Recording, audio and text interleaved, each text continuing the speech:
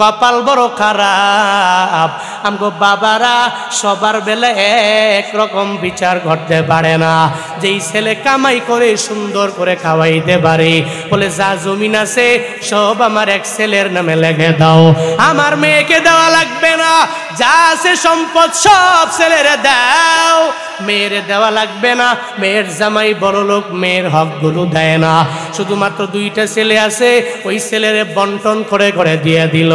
মাছের বড় মাথাটা প্রতিদিন ছেলেরে দেয়, মেয়েরে দেয় না, অথবা মেয়েরে দেয় ছেলেরে দেয় না। এমন বাবা আমগো ঘরে আছে না না?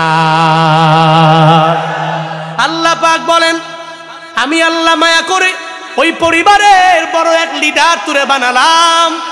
তুই নেতা হয়ে গেলা, কুল্লুকুম রাঈন ওয়া কুল্লুকুম মাসউলুন আন রাইয়াতিহি। এই আমার বান্দারা, মদিনাওয়ালা নবী জানায়া দিলেন উম্মতের, আরে ঘরের মধ্যে তুমিও তো একজন বড় রক্ষক হয়ে গেলা, তোমার কথা মেনে মেনে এরা চলে। হাসরের ময়দানে তোমার এই ব্যাপারেও আমার মাওলার দরবারে জবাবদিহি করা লাগবে। আল্লাহ পাক তোমারে জিজ্ঞাসা করবে, এই আমার বান্দা, আমি আল্লাহ তোর ঘরের জন্য লিডার বানায়া দিলাম, বড় নেতা বানায়া দিলাম, তুই ঘরের মাঝে সমতা তুই সুন্দর করে করতে পারলা কিনা? সম্পদ যে আমি আল্লাহ দিলাম, তোমার ছেলে মেয়েকে সুন্দর করে ভাগ বন্টন করে দিতে পারলা কিনা? উত্তরাধিকার সূত্রে এরা সম্পদ পাইল, তুমি ছেলেরেই দিলা, মেয়েরে কেন দিলা না? আল্লাহর কাছে আমার মাওলার দরবারে জবাব দিয়ে গড়া লাগবে। ও বাবারা, আজকে থেকে নিয়ত করেন সব সন্তানের এক চোখেই দেখা লাগবে। তিনটা ছেলে আল্লাহ দিল, এই তিনটা ছেলের বেলা একই পরিমাণে বিচার হয়ে যাবে, মেয়েদের বেলা একই পরিমাণ বিচার হয়ে যাবে। শুধু তাই না, আমগো এলাকায় মাতবরেরা আছে যারা বিচার করে, আল্লাহ পাক এদের মাতবর বানায়া দিল। এই মাতবরেরা, আপনাকে যে আল্লাহ পাক নেতা বানায়া দিল, আপনারে সারা বিচার হয় না। বারবার ওই পাড়া থেকে টেলিফোন আসলো, মাতবর সাহেব বাড়ি আসেননি? বলে নাই। কই আছেন? বলে আমি ঢাকায় গেলাম। কবে আসবেন? বলে 2 দিন পরে আসবো। বলে আমারে ছাড়া কি তোমরা বসতে পারবা না? বলে হবে না, আপনি আমাদের লিডার, আপনি থাকাই লাগবে। আল্লাহ পাক আপনাকে যে এত বড় লিডার বানায়া দিলেন, আপনারে ছাড়া এদের হয় না, আপনারে ছাড়া বিচার সুন্দর করে সালিশের মধ্যে বসতে পারে না, একটা সিদ্ধান্তের মধ্যেও যেতে পারে না। আল্লাহ পাক যে আপনারে এত দামি এক নেতা বানাইছি, আপনাকে সারা এরা বিচারেও বসে না, আপনাকে সারা এরা বৈঠকের মধ্যেও বসে না, আপনাকে সারা সুন্দর করে সালিশের মধ্যেও বসে না। আল্লাহ পাক আপনাকে যে এত বড় লিডার বানায়া দিলেন, আপনি লিড দিয়ে দিলেন, একটা ধনির পোলা পাইলে, টাকা কিছু পাইলে আর বেলায় বিচার করলেন না। ধনির পোলার বেলায় বিচার নাই।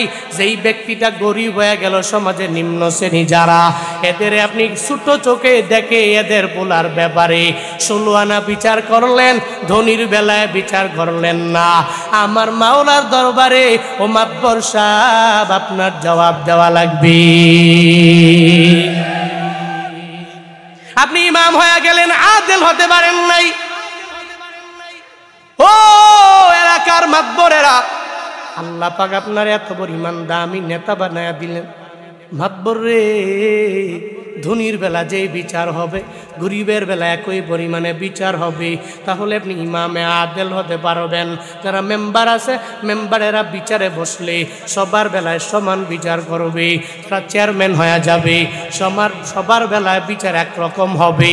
যারা মেম্বার অফ পার্লামেন্ট, এরাও সবার বেলায় একই পরিমাণে বিচার করবে। তাহলে ইমাম হওয়ার পরে আদেল হতে পারবে। একমাত্র মুসলমানেরা, যেই মুসলমান বান্দাগুলো লিডার হয়ে গেল, নেতা হয়ে গেল, হিন্দু বাদ দিলাম, খ্রিস্টান বৌদ্ধ বাদ দিলাম, এরা কোরআন মানে না, হাদিস মানে না, এরা আমার মাওলারে মানে না, এদের কথাটা দূরেই রাখলাম। কিন্তু যারা মুসলমান লিডার, যারা মুসলিম নেতা হয়ে যাবে, নিজেকে মুসলিম দাবি করে, এরা তো আদেল হওয়া লাগবে। এরা ইমাম হয়ে যাওয়ার পরে ন্যায়পরায়ণ হওয়া লাগবে।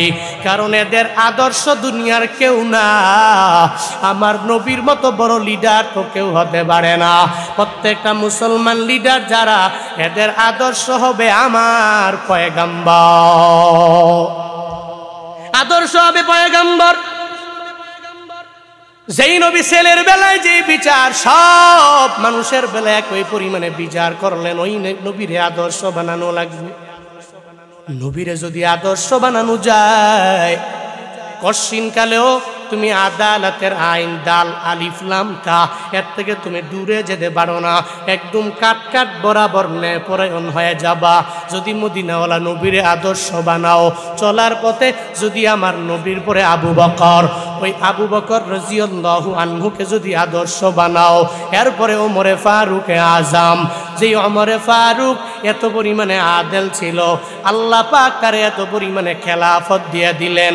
উনি খেলাফত পাইল, আল্লাহ পাক তাকে দ্বিতীয় খলিফাও নিযুক্ত করে দিলেন। আবু বকর যাওয়ার পরে ওমরে বানায়া দিলেন। ওই ওমরে ফারুক এত পরিমাণে ইমামে আদেল বান্দা, জাননি এই ওমরের ব্যাপারে রহমাতুল লিল আলামিন জানাইছে, এই উম্মতেরা, লাউ কানা নাবিয়্যুন বাদি লাকানা ওমর, আমার পরে যদি কেউ নবী হতো, কেউ হতো না, বরং আমার ওমরই হয়ে যেত। সুবহানাল্লাহ। কে সেই ওমর? ও ফেনী সদরের আকরামপুরের মুসলমানেরা, কে সেই ওমর জানোনি? সে ওমরে ফারুকে আজম এত পরিমাণে আদেল, এত পরিমাণে একজন আল্লাহ খেলাফত দিয়ে দিলেন। খেলাফত পাওয়ার পরে ইনসাফ কায়েম করে আদেল হয়ে যায়। ওনার খাদেমও ওনার ব্যাপারে সাক্ষী দিয়ে দেয়, আমি ওনার মতো এত পরিমাণে আদেল দেখি নাই, এত ন্যায় পরায়ণ দেখি নাই। হযরতে ওমরে ফারুকে আজম রাদিয়াল্লাহু আনহু, ওনার খাদেমের নাম হলো হযরতে আসলাম। আসলাম ওমরে ফারুকের সঙ্গে উঠা বসা, ওমরে ফারুকে আজমের সঙ্গে চলাফেরা। হযরতে আসলাম বলে, একদিন ওমরে ফারুক আমার যিনি নেতা, ওনাকে সঙ্গে করে লইয়া আমিও নিজে রওনা হয়ে গেলাম। রাতের বেলা মরুভূমি দিয়ে হাঁটতে হাঁটতে চললাম। একটু দূর যাওয়ার পরে আমরা তাকায়া দেখি, অনেক দূরে একটা বসতির মাঝে মিট মিট মিট মিট করে বাতি জ্বলে। ওমরে ফারুক বলে, আসলাম তুমি আমার সঙ্গে চলো, এই জায়গায় যাওয়া লাগবে। আমাকে সঙ্গে করে লইয়া ওমরে ফারুকে আজম চলে গেল। ওই ঘরের মধ্যে বসতির মধ্যে যাওয়ার পরে ওখানে যায় দেখে কিছু বাচ্চারা ঘুমন্ত ঘুমে বিভোর হয়ে গেল, আর বাচ্চার মা চুলার মধ্যে আগুন জ্বালায়া রাখছে, আর ওই চুলার উপরে একটা পাতিলের মধ্যে পানি গরম করে, শুধু পানি গরম করে, অন্য কোনো তরকারি রান্না করে না, কোনো ভালো কিছু রান্না করে না। হযরত ওমরে ফারুক ডেকে বলে, এই মহিলা, এই গভীর রাত তুমি না ঘুমাইয়া কেন এই চুলার উপরে পানি জাল দাও? তুমি কেন চুলার মধ্যে পানি বসাইলা? মহিলা ডেকে বলে, ওমরে ফারুকে আজম, আপনারা তো অনেক বড় নেতা, অনেক বড় লিডার, আপনারা তো আমাদের দুঃখ বুঝবেন না, আমাদের পেরেশানি বুঝবেন না। ওমরে ফারুক আজম, আপনারা তো আল্লাহ পাক আপনারে খেলাফত দিয়ে দিল, আমাদের দুঃখ কষ্টের ব্যাপারে আপনারা বুঝতে পারবেন না। বলে, কি তোমার কষ্ট? বলে, এই যে দেখেন আমার বাচ্চাগুলো ঘুমে বিভোর হয়ে গেল, আমি পানি জাল দেওয়ার জন্য চুলার উপরে একটা বাতিল বসায় রাখলাম। কেন জানেননি? আমার ঘরে খাবার নাই। রাতের বেলা সন্তানগুলো আমাকে বারবার আবদার জানায়, ও মা, পেটে খাবার নাই, খাবার দাও। আমরা খাবারের ক্ষুধার যন্ত্রণা সহ্য করতে পারি না। বারবার আমার সন্তানেরা যখন আমি মায়েরে বলে খাবার দেওয়ার জন্য, কিন্তু কপাল বড় খারাপ, আমাদের ঘরের মাঝে বিন্দু মাত্র পরিমাণ খাবার নাই, খাবার এদের পেটে দিতে পারি না। যার কারণে এদেরকে বলছি, এই যে দেখ, আমি তোর মা হয়া চুলার মধ্যে পাতিল বসাইলাম, আমি কি গরম করি না করি এরা তো বুঝতে পারে না। একটু আগে এরা কতক্ষণ কান্নাকাটি করে ঘুমাইয়া গেল, আমি সান্ত্বনা দেওয়ার জন্য এখনো চুলার মধ্যে পানি জাল দিলাম। এটা যখন বলে, ওমরে ফারুকে আজম এটা শোনার পরে চোখের পানি ধরে রাখতে পারে না।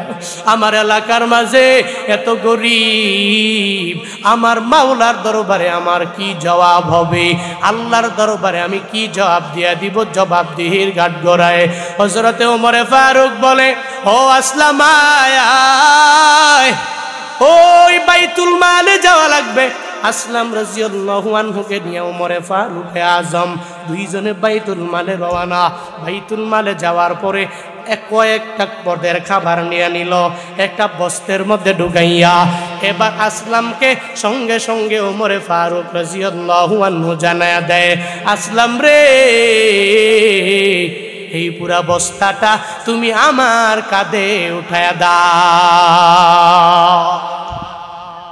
সুবহানাল্লাহ পড়বেন না?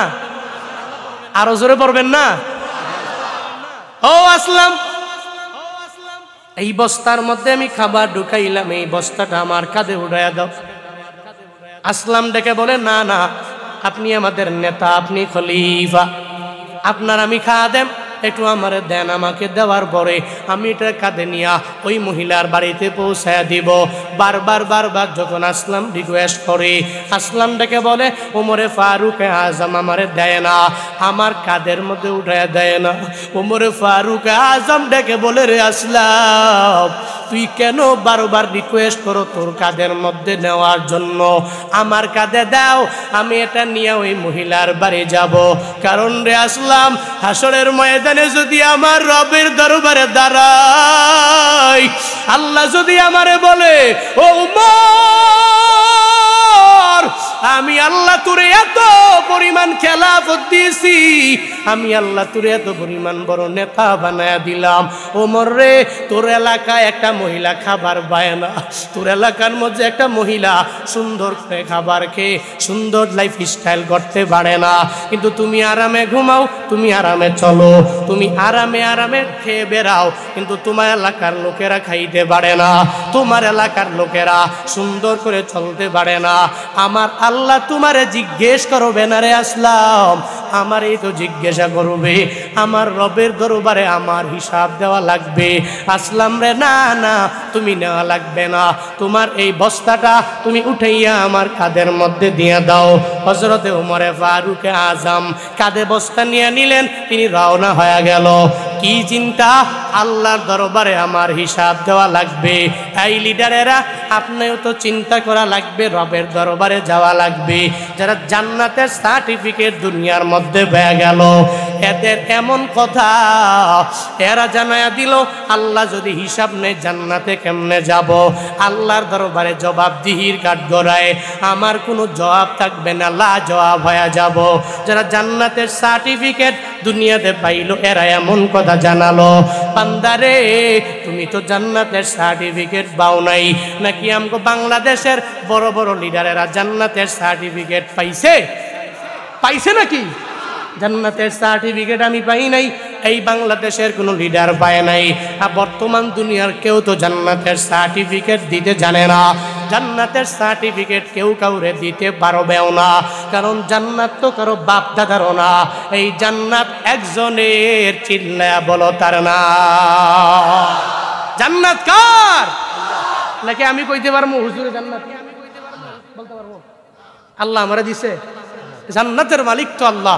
আল্লাহ কয়, লিল্লাহি মা ফিস সামাওয়াতি ওয়া মা ফিল আরদ ওয়া ইন তুবদু মা ফি আনফুসিকুম আও তুখফুহু ইউহাসিবুকুম বিহিল্লাহ ফায়াগফিরু লিমান ইয়াশা ওয়া ইউআযযিবু মান ইয়াশা। এটা আল্লাহ পাকের ক্ষমতা।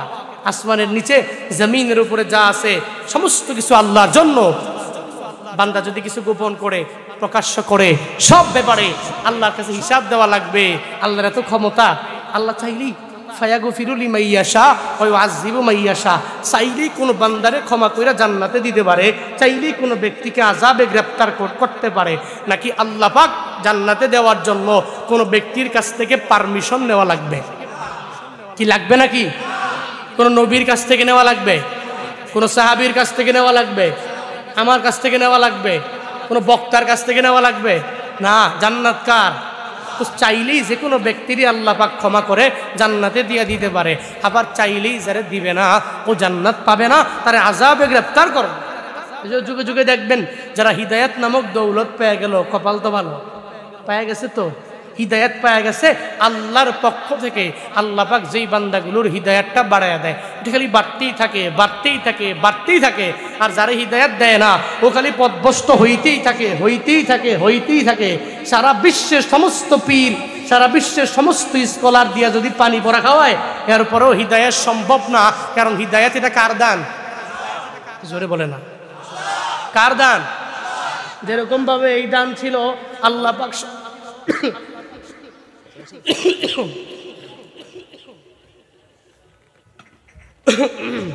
যেরকম ভাবে আল্লাহ পাক পৃথিবীর সবাইরে দেয় নাই। হিদায়াত কেউ পাইছে, কেউ পায় নাই। রংচা কি আছে? একটু রংচা দিবেন, কেউ আছে? জি। হিদায়াত আল্লাহ চাইলে কাউরে দিবে, কাউরে দিবে। চাইলে কেউ ক্ষমা পাবে, আল্লাহ চাইলেই কেউ আযাবে গ্রেফতার হবে। এই পাওয়ারটা আল্লাহ আছে না নাই? কথা বলেন না কেন? আছে না নাই? আল্লাহর এই ক্ষমতা আছে, চাইলেই পারে। যেরকম ভাবে হযরত বেলাল এত পরিমাণে কালো, এরপরও হিদায়াত পেয়ে গেল। নবীজির চাচা এত ঘনিষ্ঠ বাজন, এত কাছের মানুষ, এত ক্লোজ, এরপরেও তো হিদায়াতটা পায় নাই। নবী পুরোটা জিন্দেগি বর্ণনার দাওয়াত দিছে, চাচা রে একটু কালিমা পড়ে মুসলমান হইলে আমি আপনারে সুপারিশ করে জান্নাতে নিতে পারবো। চাচা একটু কালিমা পড়ে মুসলমান হন। এত বলার পরেও চাচার কপালে বদনসিব, আহা হিদায়াত নামক দৌলত নাই। ওদিকে হযরতে বেলাল, ওদিকে হযরতে আব্দুল্লাহ জুলবাদাইব, এরা নবীর হাতে কালিমা পড়ে মুসলমান হওয়ার জন্য পাগল পারা। হিদায়াতটা তো নবীর হাতেও নাই, কোনো ইমামের হাতে নাই, কোনো বক্তার হাতে নাই। কার হাতে? আরো জোরে বলেন না, কার হাতে? জিকির করেন লা ইলাহা।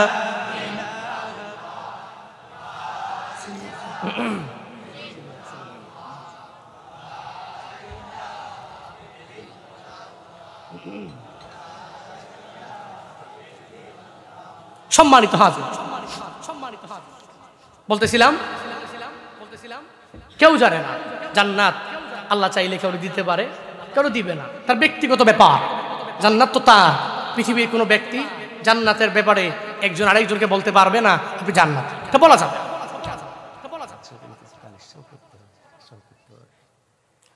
আগে যে বললো ওরা আমাকে মেসেজ দেয়, দিলে তো আমি ওইভাবেই করতাম। তো এখন কি করবো? হ্যাঁ হুজুর চলে আসবে, চলে আসবে। আচ্ছা ঘটনা শেষ করেই আমি বলছি, হযরত ওমর ফারুক আযম রাদিয়াল্লাহু আনহু আসলাম বলেন। ওমর ফারুক বলল, তোমার কাঁধে ওঠানোর দরকার নাই, তুমি আমার কাঁধে দাও। ওমর ফারুক আযম বস্তাটা কাঁধের মধ্যে নিয়ে নিজেই রওনা। আসলাম বারবার বলার পরেও বলে, আসলাম রে তুই নেওয়া লাগবে না, আমার হাতে দাও, আমার কাঁধে দাও, এরপরে আমি নিয়ে চলে যাব। নিয়ে চলে গেলেন। ওই মহিলার বাড়ি যাওয়ার পরে মহিলাকে ডেকে বলল, ও মহিলারা, তোমার সন্তানগুলোরে তুমি ঘুম থেকে উঠাও, আমি ওমর, তুমি রান্না করা লাগবে না, তোমার চুলা আমারে দেখাও, তোমার পাতিলগুলো আমারে দিয়ে দাও, আজকে রান্নার কাজে আমি নিজেই শরীক হয়ে যাব, তোমার রান্না করা লাগবে না, আমি রান্না করে তোমারে খাওয়াইয়ার পরে যাব। ও আল্লাহর বান্দারা, কি পরিমাণ দামি লিডার দেখেছো? দুনিয়াতে জান্নাতের সার্টিফিকেট পাওয়ার পর এরা এত পরিমাণ ভয় নিয়ে চলে। এরপরে মহিলাকে বলে, তুমি রান্না করা লাগবে না, আমায় দাও। রান্না করলো। রান্না শেষ হয়ে যাওয়ার পরে ওই মহিলা আর সন্তানগুলোরে বললো, এবার তোমরা নিজের মনে যা চায় খাও। এরপরে খাওয়াইয়া ওমরে ফারুক আজম চলে যায়। হযরতে আসলাম রাদিয়াল্লাহু আনহু বলে, ওমরে ফারুক আজম, আমি ওনার দিকে আমি নিজেই তাকায়া দেখলাম, ওমরে ফারুক আজমের এই যে দাড়িগুলা, এই দাড়িগুলাতে কোনো সময় এরকম হয় নাই। উনি রান্না করার কারণে রান্নার চুলায় যখন রান্না করে অটোমেটিক ধোঁয়াগুলো উপরে উঠে আসে। ওপরে ফারুক আজমের দাড়িগুলাও দেখছি আমি ধোয়ার কারণে কেমন জট লেগে গেল, এরপরেও বিন্দু মাত্র পরিমাণ আফসোস করে নাই। এই সমস্ত ইমামে আদেল আল্লাহ পাক যাদেরকে মায়া করে হাসরের ময়দানে এদের সূর্যের তাপে এরা পড়বে, সূর্যের তাপে এদের মাথার মগজগুলো ভাতের ভেনার মতো উত্রাতে থাকবে। এটা আল্লাহ সহ্য করবে না, বরং এদেরকে মায়া করে আল্লাহ সে মুআল্লার নিচে জায়গা করে দিবে। 1 নাম্বার। 2 নাম্বার হলো ওয়াশাবুন নাশা ফি ইবাদাতি রাব্বি। এই যে যুবকেরা, আপনারা তো বয়ান শোনার জন্য বড় পাগল বাড়া, আমিও তো যুবক মানুষ। অনেকে আছে যেই যুবকেরাই আমগো বয়ান শুনে মোহাব্বত করে, মনে করে আমার মতো হুজুরের বয়স, হুজুরের বয়ানটা একটু শুনি। এই যুবকেরা, আপনারা যারা মনে করেন আমি জুয়ানকালে ইবাদত করব না, একটু বাবার বয়সের মতো আমার বয়সটা হইয়া নেক, এরপরে আমি নামাজে যাব, এরপরে আমি রোজা রাখবো, এরপরে আমি নেক আমলের লাইনে অগ্রগামী হয়ে যাব। কত যুবকেরা আছে এই চিন্তা নিয়ে বারবার তুমি আগাও। বান্দারে, এই যে সামনে রমজান আসছে, এই রমজান পর্যন্ত তুমি বাঁচবা কি বাঁচবা না, এই গ্যারান্টি কোনো ডাক্তার দিতে পারবে নি? পারবে? কোনো ইমাম দিতে পারবে না। আমি এখান থেকে বয়ান শেষ করে কালকে জোহরের আগে বয়ান কিশোরগঞ্জে, ওখানে গিয়া যে আমি বয়ান ধরতে পারবো এই গ্যারান্টি আমার নাই। কোনো কমিটি দিতে পারবে না, কোনো ডাক্তার দিতে পারবে না, আমার ড্রাইভার দিতে পারবে না, কেউ পারবে না। তো কেউ যেহেতু পারবে না, আমার গ্যারান্টি কই? আমি কেন বলি আমি বুড়া হয়ে গেলে নামাজে যাব, আমি বুড়া হয়ে গেলে রোজা রাখবো, আমি বুড়া হয়ে গেলে এরপরে নেক আমল করব। এই যুবকেরা, জুয়ানকালের ইবাদত আমার মাওলার কাছে বড্ড দামি। তুমি যৌবনকালে নামাজে যাও, যৌবনকালে রোজা রাখো, যৌবনকালে তাহাজ্জুদ পড়ো, যৌবনকালে ইশরাক পড়বা, যৌবনকালে আওয়াবিন পড়বা, মানে যৌবনকালে তুমি ইবাদতে লাইনে অগ্রগামী হয়ে যাও। যেই সমস্ত যুবকেরা তার জুয়ানকালে ইবাদত করে সময়টা কাটাইতে পারে, আল্লাহ পাক এই যুবকের হাসরের ময়দানে আর সে মুআল্লা নিচে জায়গা করে দিবে।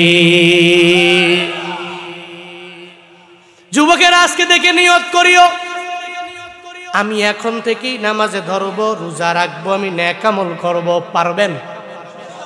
পারবেন ইনশাআল্লাহ? না কালকে থেকে ধরবো? এটা কইেন না যে কালকে থেকে, পরশু, 1 মাস পর, 2 মাস পর। মাঝে মাঝে যে ইমাম সাহেব যা কয় তোমার উপরে কি নামাজ ফরজ হয় নাই? হয়েছে তো। আবার মাঝে মাঝে জিজ্ঞেস করলে অনেক যুবক আছে, কে নামাজে আসো? কয় প্যান্ট ভালো না। প্যান্ট ভালো না? তো প্যান্ট ভালো না মানে তাহলে আপনি বুঝিনি না, প্যান্ট অপবিত্র। তো তুমি অপবিত্র একটা জামা লয়ে আগালি গুরু গুরু গুরু গুরু করে এই পাড়া থেকে এই পাড়া, এই পাড়া থেকে এই পাড়া, কি লজ্জা করে না?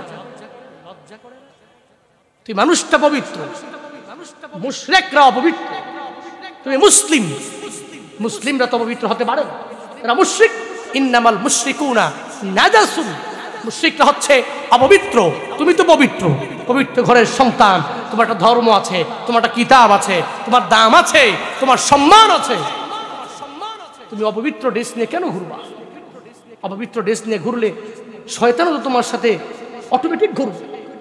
পবিত্র হয়ে চলো, ফেরেশতারা তোমার ডানে চলবে, বামে চলবে, জিকিরে ফিকিরে চলো। আর পবিত্র রাখলে একটা ফায়দা আছে, আজান হয়েছে জোহরের, গেছেন আপনি ফেনী সদরের মহিপাল, ওখানে গেছেন, পবিত্র ড্রেস আছে, যে একটু ওযু বানায় নামাজটা পড়ছেন, কারণ নবীর করুণায় বরকতে আপনি জেনেই গেছেন, এটা ঘুরতে গেছেন, ঘোরার সময় আপনি পবিত্র জিনিস নিয়ে গেলেন, তো আসরের টাইমে আজান দিয়ে দিল, আপনি নামাজটা পড়ে ফেললেন, মাগরিবের আজান দিল, আপনার পবিত্র আছে, অসুবিধা নাই, ওযু করে আপনি ওই জায়গায় নামাজে দাঁড়িয়েছেন। আরে আপনার আর মুশরিকের মাঝে পার্থক্যটা হলোই তো নামাজ। মুশরিক পবিত্র, ওরে কাশি দিয়া বাইধাও মসজিদে নেওয়া যাবে না।